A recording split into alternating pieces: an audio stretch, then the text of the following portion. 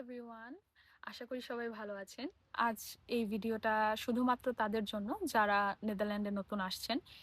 For example সামনের September বা ফেব্রুয়ারি ইনটেকে। তো তাদের জন্য বলবো প্রথম সপ্তাহে এখানে এসে আপনাদের করণীয় কি কি। আপনি যদি হাউজিং কন্ট্রাক্ট পেয়ে যান অলরেডি, এখানে এসে যদি আপনার একটা নির্দিষ্ট বাসা থাকে যে আপনি এখানে সেই বাসাটাকে অবশ্যই আপনার রেজিস্ট্রেশন করতে হবে সেই এরিয়ার গেমেন্টেতে। তো এটা কিভাবে করবেন?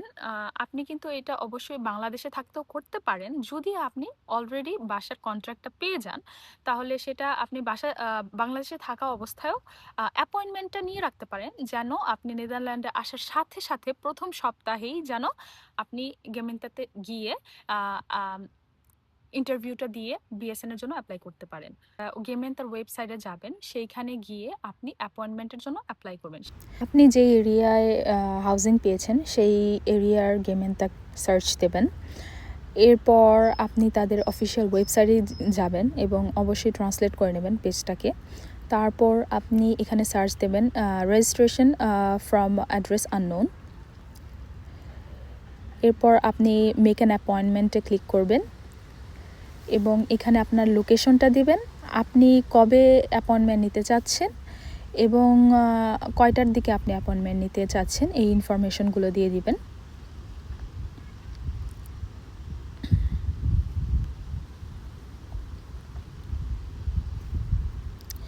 এরপর আপনি এখানে আপনার নাম, surname, email address, phone number এগুলো সব দিয়ে ফাইনালি অ্যাপয়েন্টমেন্টটা বুক করে ফেলবেন। এখানে গিয়ে আপনার কি ধরনের প্রশ্নের সম্মুখীন হতে পারে সেই সম্পর্কে কিছুটা ধারণা দিই।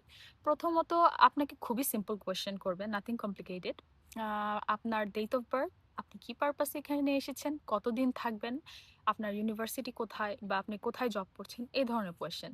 এছাড়া আপনি যদি আপনার পার্টনার সহ একই অ্যাড্রেসে রেজিস্ট্রেশন নিতে চান, সেই ক্ষেত্রে আপনাকে হয়তো আপনার হাজব্যান্ড বা ওয়াইফ বা চিলড্রেন থাকলে, বাচ্চা থাকলে বাচ্চা, এদের জন্ম তারিখ, বিয়ের তারিখ, এই ধরনের কোশ্চেনগুলো জানতে চাইবে এবং প্লিজ কনফিডেন্টলি উত্তরগুলো দিবেন, কনফিউজিং উত্তর দিবেন না।